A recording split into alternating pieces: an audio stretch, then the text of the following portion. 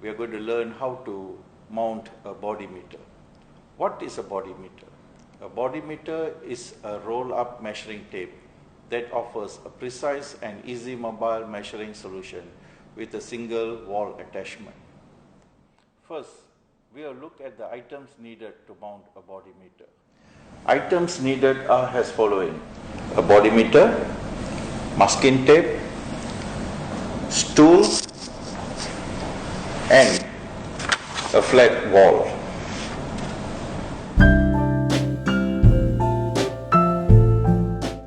Locate a suitable wall, which should be flat as such. Inspect your body meter for any errors.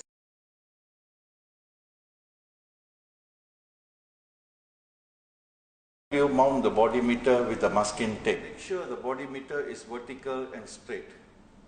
The reading at the bottom, which is close to the floor, must be 0 centimeter.